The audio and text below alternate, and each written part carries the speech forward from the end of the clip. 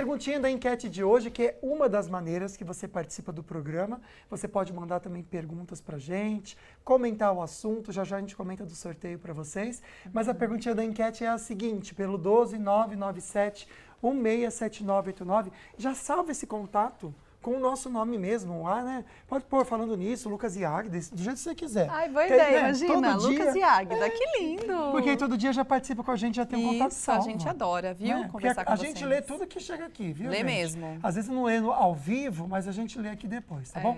Você faria uma nova faculdade? Pensando em você que já está no mercado de trabalho, ou também quer, de repente, mudar seu rumo, né? A gente quer fazer aquela transição de carreira, sim ou não? Responda pra gente, tudo juntinho, hashtag sim, hashtag não, e a gente traz o resultado no terceiro bloco. Ou para quem ainda vai, de fato, entrar para esse mundo, né? Porque é um universo à parte, né, gente? De estudos. Tem que se dedicar mesmo e entrar ali na caverna, né? Para se aplicar e ter o resultado que você tanto espera no fim do ano. E, de fato, né? Nesse começo do ano, esse é o momento mesmo de pensar em novas metas, em objetivos. Para muita gente, anos de se dedicar, de fato, aos estudos, seja para concorrer, então, a uma vaga para o vestibular ou fazer aquilo que você falou mesmo, né? Uma transição de carreira ou, de repente, um curso a mais para agregar na sua profissão. Muita dedicação, né, gente? Como elaborar, então, um planejamento eficiente de estudos que vai ajudar o seu filho, o seu neto, filha, neto, a entrar, a vencer esse desafio, que é uma etapa tão complicada, que são tantas matérias, tantas coisas, que pode até se perder, né? E você, pai e mãe, também, às vezes, querendo ajudar, acaba atrapalhando, colocando pressão. Como resolver toda essa situação? A nossa convidada de hoje é referência nessa situação, nesse momento da vida dos seus filhos. É a Raíris Faete, ela é educadora, ela criou um método muito legal também, que é individualizado e personalizado de estudos, que a gente vai conversar nessa tarde aqui. Boa tarde, minha querida. Boa tarde, Lucas. Boa tarde, Águida. Boa tarde. Prazerzão estar aqui com vocês mais uma vez. Sabe que eu estava voltando no tempo, não há muito tempo, né, amiga? Um pouquinho só. Um pouquinho. E lembrando da minha época de estudos e preparação, né, para o vestibular. Eu já trabalhava com comunicação, mas logicamente que eu queria ter o meu diploma, o meu registro de jornalista. E aí tentava trabalhar e estudar também para poder passar no vestibular. E aí a cabeça fica uma bagunça, né? Porque você tem a responsabilidade do trabalho e também aquela pressão, e acho que até própria do estudante, de estudar, né, para passar numa faculdade. Então, conta pra gente a questão do vestibular, porque realmente geram muitas dúvidas, né? Qual o primeiro passo? O que a gente deve fazer para iniciar um estudo de eficiência? Existe uma análise, um raio-x ou um diagnóstico que deveria ser feito para isso ter bastante eficiência? Legal, Águida, ótima pergunta, com certeza. Lá no CRF, com a nossa metodologia, nós trabalhamos com 3 variáveis. Então, quais são elas? A primeira é a recorrência dos assuntos. A segunda é o peso do assunto no vestibular ou na prova, no concurso, enfim, que você vai fazer. E a terceira variável é a sua dificuldade de cada um desses assuntos. Então, nós distribuímos, fazemos a gestão de tempo, a priorização desse cronograma, desse planejamento de estudos, baseado nessas 3 variáveis. Então, é uma dica super importante. Anota aí: peso do assunto, a recorrência na prova e a sua dificuldade. Esse peso vai depender muito do que a pessoa vai cursar e querer cursar, não é isso? Isso mesmo. É interessante a gente até explicar, porque muitas vezes a gente acha que o nosso público já tem conhecimento e é algo que é diferente, porque é muito específico, né? Esse peso, por exemplo, se eu vou estudar numa faculdade de comunicação, existem matérias que vão ter um peso maior, é isso? Isso mesmo, Lucas. Para os vestibulares de comunicação, normalmente redação e linguagens têm um peso maior do que, por exemplo, física ou química. Enquanto se o aluno for prestar graças a Deus mesmo. medicina, ali a química e a biologia tem um peso maior. Diferente. É isso mesmo. É que quem é de comunicação de humanas é difícil gostar de coisa de, né, amiga? Física e química é difícil pra gente. Às vezes é difícil de gostar, e no meu caso, às vezes era difícil até de entender. Eu não entendia também, não. Nossa, eu tinha que ler umas 5 vezes para poder assimilar esses conteúdos mais técnicos, assim, Sim, né? É puxado mesmo. Em contrapartida, hora de fazer uma redação, a gente né, se diverte. história, não é mesmo? É divertido, a gente escreve, que é uma delícia. Aí eu ficava muito feliz. Vamos falar então sobre, por exemplo, tem pessoas que acabam fazendo alguns testes simulados, recuperando provas antigas para tentar encontrar ali quais são as matérias excelentes e quais as que ele precisa se dedicar mais. Qual que é a importância de fazer então esses simulados e provas, né? Bacana, Águida. As provas antigas da mesma banca, elas são o que o aluno tem de mais próximo do vestibular oficial. Por mais que tenham simulados e tudo mais, ainda assim, os vestibulares, os concursos anteriores é aquilo que mais se aproxima da prova oficial, daquilo que o aluno vai enfrentar mesmo no dia da prova. Então, é muito importante para fazer essa análise que você disse, ver o que está bom, o que não está tão legal assim, fazer um levantamento desses assuntos e fazer a correção. Muitos alunos têm dificuldade em lidar com o erro. Né? Tem essa dificuldade de lidar com a frustração e apenas conferem, ali, tá bom, tirei 45 de 60 e não corrigem. Então tem que tirar um tempinho para poder olhar com carinho, né, com delicadeza para esses erros, para estudar esses assuntos. Senão, a gente entra num ciclo de não crescimento. Se o aluno não corrige, ele não vai conseguir desenhar uma curva de progresso. Então, por isso que as correções, né, são o mais importante, é a alma do negócio de fazer as provas antigas. Legal. A gente vai conversar sobre Enem também hoje, viu, gente? Vai trazer, na verdade, várias informações para realmente ajudar você que está passando por essa fase, ou alguém da sua família também, a se sentir mais preparada, mais preparado para vencer essa etapa tão importante. Pode mandar perguntinha, comentários. Claro que tem sorteio para agradecer a sua participação e companhia. Um par de convites do Cinemark. Você manda para o nosso WhatsApp 12 997 167989. A sua perguntinha ou comentário sobre algo que a gente está conversando aqui. Lembrando a sua época de vestibular também, por que não, tá bom? E a gente traz então durante o programa, no último bloco, tem um sorteio para vocês ao vivo. E agora a gente volta ao nosso assunto de hoje, pensando em como planejar os estudos numa nova carreira, vestibular, Enem, você que quer mudar de vida mesmo e quer conseguir acessar uma universidade dos seus sonhos. Então você pode participar com a gente mandando sua perguntinha, várias chegando, já a gente entra com essas participações, mas tem uma enquete para você também responder. Essa enquete é muito fácil, você responde, você faria uma nova faculdade? Hashtag sim, hashtag não, pelo 12 997167989. Pode ser até um curso de especialização para melhorar aí, né, o seu currículo na sua área de atuação, tá bom? Pode colocar para a gente pelo WhatsApp, então, você pode mandar a sua dúvida, a sua participação sobre o assunto. A gente está aqui hoje entrevistando a Rairis Faetti, que ela é educadora e tem um método de estudo que a gente está conversando e fica aí de sugestão para você. Daqui a pouco a gente mostra mais sobre esse método. Lembrando que se você participar, colocando ali sua dúvida ou até o seu comentário, você pode colocar a hashtag falando nisso. No final do programa a gente vai sortear um par de convites para o cinema, tá? Para o Cinemark. Agora a gente foi até o Açaí Colinas para conversar com as pessoas sobre esse assunto, vestibular. Vamos ver. Encontrei aqui o Paulo e a Angélica, eles estão super felizes porque a filha do Paulo acabou de entrar no vestibular. Parabéns, e o Paulo deve estar orgulhoso, né? Sim, muito orgulhoso. Qual curso? Fisioterapia.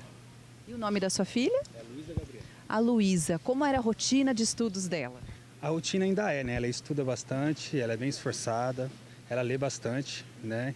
Tanto a gente compra bastante livro, ela compra bastante livro, então ela é bem esforçada. E ficava bastante tempo no quarto, só debruçada nos livros mesmo, né? Sim, direto. Ela não para. Ela gosta de ler, ela gosta bastante de estudar, então tenho muito orgulho. Se já gosta de estudar, acredito que seja meio caminho andado, né, gente? Vamos entender agora quais são as melhores técnicas de estudo para quem vai disputar uma vaga no vestibular. Legal, parabéns, né, para o Paulo e para a filha dele, Ana Luísa, foi aprovado em fisioterapia, muito bom.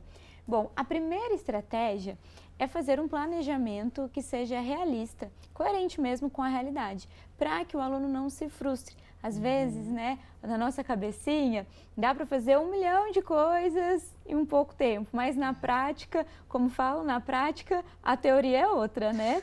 Então, é isso mesmo. Montar um planejamento que seja coerente com a realidade. Isso é o mais importante.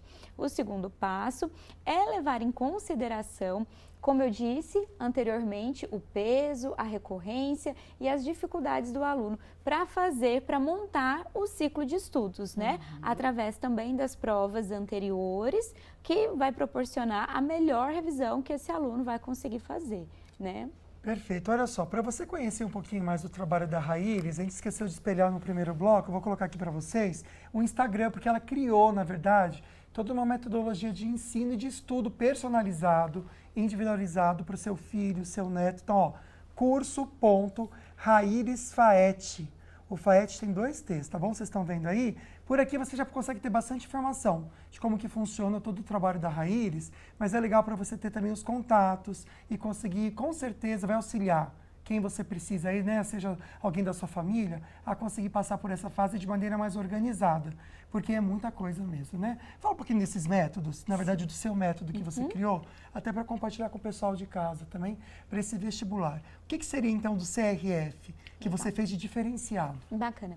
É o planejamento de estudos, é a estratégia que o aluno vai estudar ali diariamente, distribuindo as suas horas de estudos. Então, o primeiro passo é o aluno realmente conseguir delimitar quantas horas líquidas de estudo ele vai ter no dia e tirar o tempo da academia, o tempo da terapia, do almoço, tomar banho, viu, pessoal? É importante também quando está estudando para o vestibular, se alimentar direitinho, né? Uma rotina equilibrada, ela é fundamental para que seja, que o aluno consiga manter essa rotina a longo prazo. Quando o aluno ele cria algo irrealista, como nós falamos, ele vai durar ali por 1 mês, no máximo 2 meses, depois não vai conseguir manter aquela rotina. Então, o primeiro passo é contabilizar as horas líquidas de estudos. Através da análise do peso, da recorrência e da dificuldade, o aluno ele vai fazer a sua gestão de tempo. Então, ele vai alocar quantas horas por semana ele vai dedicar para aquela matéria. Então, vamos supor que o aluno vai estudar por 4 horas daquela semana física, 6 horas matemática, 6 horas português, enfim, e assim sucessivamente até dar um número inteiro de horas. Porém, tem o pulo do gato, que é estudar em no máximo 2 horas por dia cada bloco. Por quê? Por conta da memorização e da atenção.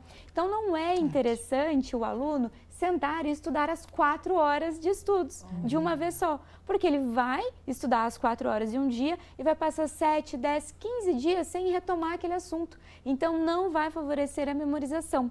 A melhor estratégia é ele dividir em no máximo 1h30, 2 horas por dia cada matéria, porque é o tempo que o nosso cérebro consegue mesmo reter aquele conteúdo.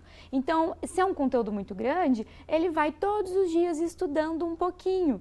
E nesse período de estudo, ele vai fazer uma boa leitura, que nós podemos detalhar também, ele vai fazer umas anotações, nós temos 3 tipos de anotações bem legais para ensinar para esse aluno, e também fazer as questões, um pouquinho todos os dias, de modo a que no final daquela semana, no final daquele ciclo de estudos, ele tenha cumprido com X horas que ele determinou. Então, o legal é você dividir em pequenos blocos e não estudar tudo de uma vez só.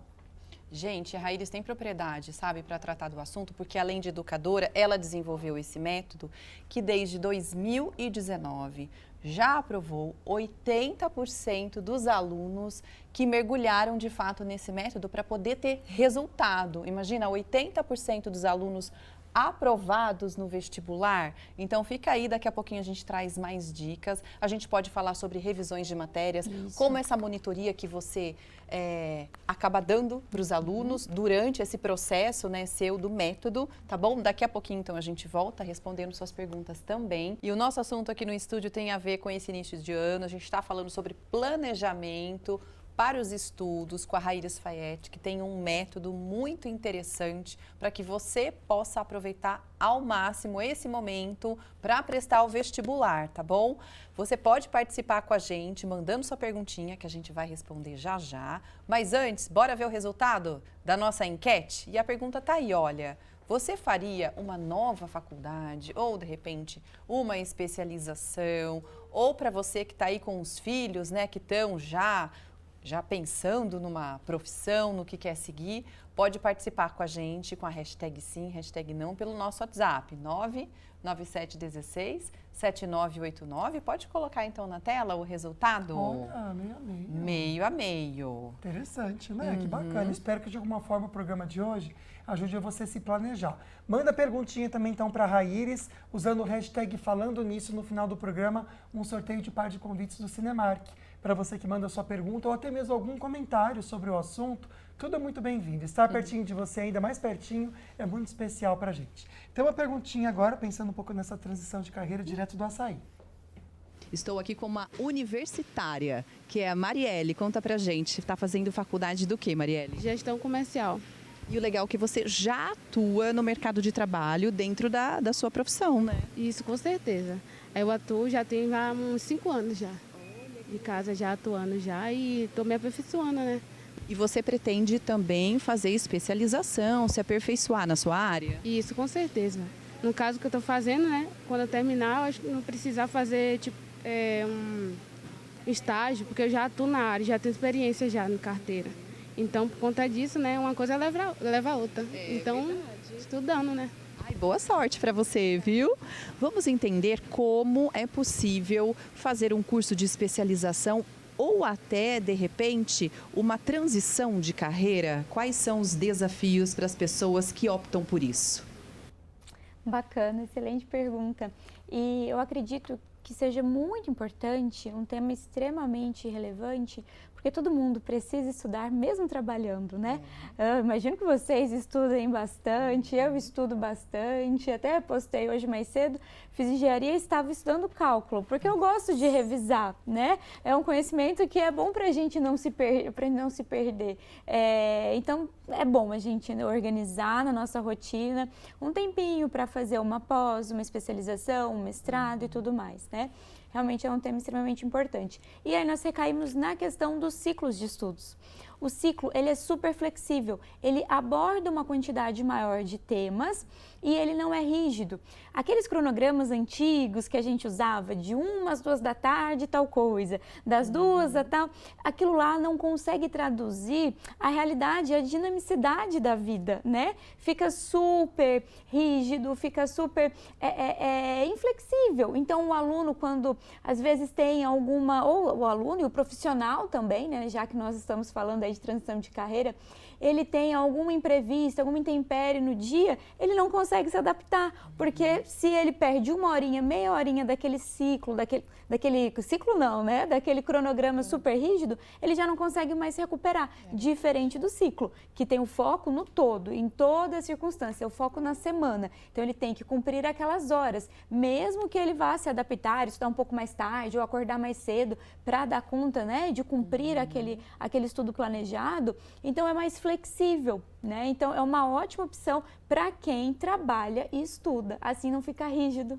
A gente sabe que para os pais, às vezes, é muito difícil ter o controle também do que os filhos precisam estudar. O que eu acho legal, vou até passar para vocês aqui o Instagram da Raíris, é que ela tem esse trabalho com você, papai, mamãe, vovô, vovó, para ajudar também você nesse preparo para dar auxílio aí para os seus queridos, tá bom? Então, olha, curso.rairisfaete, Faete com 2 T's, tá bom? Você pode conhecer um pouquinho mais e ela vai auxiliar também você, papai e mamãe, nesse processo todo que a gente sabe que, na verdade, é um sonho que a família inteira acaba embarcando junto. Raíris, a gente está falando sobre estudar provas antigas, né, que é interessante, é uma metodologia bacana para o estudante conhecer. É verdade que, por exemplo, cada prova tem um estilo, tem as pegadinhas características daquele tipo de prova.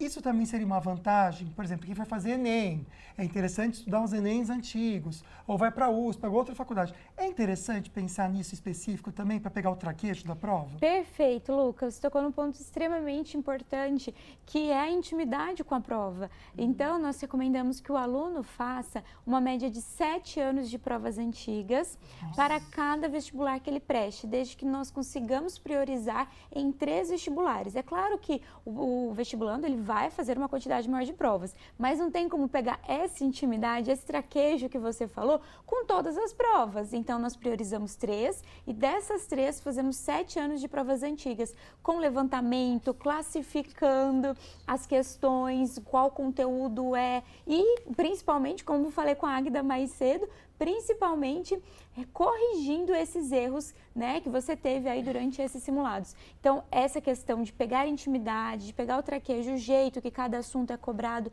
em cada prova é extremamente importante. E friso mais uma vez, por isso a importância de corrigir todas essas provas, esses simulados. Daqui a pouquinho a gente volta a falar mais, então, sobre esse método que é super diferenciado, que desde 2019 já aprovou 80% dos alunos que embarcaram nesse método que é personalizado e, inclusive, monitorado todos os dias pela equipe dela, tá bom? Daqui a pouquinho, então, a gente mostra, inclusive, as participações aqui de vocês. Vamos, então, a mais participações? Hoje a gente está falando de preparação para o vestibular. Muito obrigada, viu, pela sua participação e pela sua audiência. Na tela, então, as primeiras perguntas. A gente vai ver um depoimento, Raíris, da psicóloga Fabiana, e ela é de São José, escreveu o seguinte: atendo alguns adolescentes e no período de provas e principalmente de vestibular, sinto que ficam mais tensos e ansiosos e que um plano e organização dos estudos ajuda muito nessas questões. E aí eu te deixo uma pergunta também sobre o monitoramento que esse método que você criou faz com os alunos, né? Para que eles realmente sigam um cronograma e tenham sucesso, não é verdade? Bacana, Águida. Os alunos, eles se sentem seguros quando tem alguém que diariamente eles podem contar, tirar dúvidas, auxiliar, para saber se estão indo no caminho certo ou não. Então, os alunos, como a psicóloga disse, eles ficam muito ansiosos e frustrados, com medo, justamente porque ficam soltos. Então, quando você tem uma boa organização, uma boa orientação, alguém para pegar sua mãozinha e trilhar até a data da prova, né? Com você essa jornada de estudos, você fica muito mais tranquilo e seguro, porque sabe que está indo pelo caminho certo. Perfeito. A Marilena também está aqui participando com a gente, mandou sua perguntinha, vai concorrer ao par de convites. Ela disse que sim, que faria outra faculdade. Ela tem 57 anos, o filho de 19 anos faz e termina este ano. Nossa, ele começou cedo, hein? E pretende fazer outro ano que vem, para que possa ter 2 opções. Se chama Lucas, muito inteligente, parabéns, viu? Pelo depoimento e também pelo filho. Seu xará. Meu xará. Vamos então à próxima participação de Taubaté. O Renato também escreveu pra gente. Obrigada, viu, querido? Fazer uma poupança logo cedo para os filhos, para custear os estudos na universidade, é uma boa opção? A pergunta fica para você, Raíris. Legal, Agra. É uma excelente opção, né? Na verdade, se todas as famílias pudessem se organizar, aí mais uma vez a questão da organização, e se organizarem financeiramente para terem essa reserva e investir na educação dos filhos, porque realmente envolve muitos custos, seria o ideal, né? Olha que interessante essa pergunta que chegou, Raíris, que eu acho que até serve como um alerta e você também discutir um pouquinho sobre a questão de acompanhamento. Na tela, por favor, a perguntinha do Maurício. Esses cursos online grátis, tem algum diferencial na contratação para trabalho? Ele está focando mais na questão do preparo, na verdade, para entrar numa vaga de emprego. Vou pegar o gancho para a gente falar desses cursos que a gente acaba tendo de monitoramento online. Para a gente pensar as vantagens, mas também existem desvantagens neles? Isso, existe também, Lucas. Em relação à pergunta do Maurício, tem que ver a certificação, né? Que tipo de certificação vai acontecer. E também em relação a, como o Lucas perguntou, né? Sobre se tem alguma diferença de monitoramento. É claro que você, quando tem uma pessoa ali, né, disponível para você, como eu disse, para pegar a sua mão e trilhar essa jornada, o caminho fica muito mais seguro. Normalmente essas plataformas utilizam programação, inteligência artificial, que especializam, personalizam até um certo ponto, né? Então, não personaliza até a última instância, por exemplo, como nós no CRF fazemos, porque são pessoas ali que estão levando em consideração a individualidade de cada aluno. Essas plataformas online normalmente utilizam a inteligência artificial e um padrão para conseguir personalizar até, em algum ponto, esse estudo, né?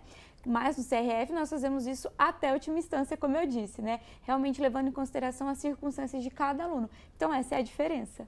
Vamos mostrar novamente, então, esse método fantástico de estudo. Na tela para você, o Instagram, ó, CRF, Educação Personalizada e Individualizada. Aqui são vários conteúdos que você pode ter acesso, inclusive os aprovados. Muitos. Em vários ali, ó, medicina, legal. engenharia elétrica, administração, mais medicina. Imagina a felicidade desses estudantes e das famílias. Ai, parabéns, viu, Raíris, pelo seu trabalho também. Obrigada.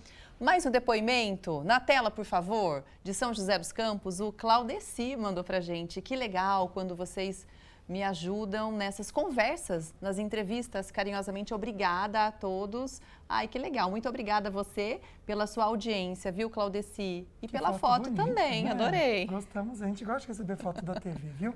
A Érica Santos, meu filho foi indicado para fazer aula com psicopedagoga.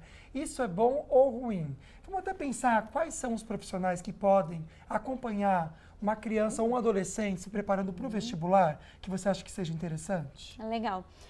Excelente pergunta. A psicopedagoga ela faz um trabalho muito importante, né, em relação a aprendizado. Então, ela vai trabalhar também com algumas técnicas de ensino, normalmente ali para crianças e até adolescentes, né? A psicóloga ela entra com um trabalho um pouco mais no âmbito emocional e as escolas de suporte, de cursos individualizados, enfim, como é o CRF com a nossa metodologia, entramos na abordagem de conteúdo, né? De planejamento estratégico e conteúdo das disciplinas. A psicopedagoga nessas técnicas em relação à neuroaprendizagem e a psicóloga com esse suporte emocional que é extremamente importante. Agora a gente vai mostrar para você que ficou até agora com a gente e colocou a hashtag falando nisso. Vamos ao nosso sorteio ao vivo de um par de convites para você curtir um cineminha nesse fim de semana com Cinemark em São José. Vamos lá então saber. Cruzem os dedos. Olha. João Miguel. Nosso cowboy. Olha que lindo. Amei a foto, viu? Muito legal. Aires, muito obrigado por vir aqui explicar pra gente esse exemplo de metodologia que pode realmente causar aí um sucesso, na verdade, né? Que pode trazer para o estudante. Muito obrigado. Eu agradeço, Lucas e Águida, pela presença. Obrigada. Seja muito bem-vinda.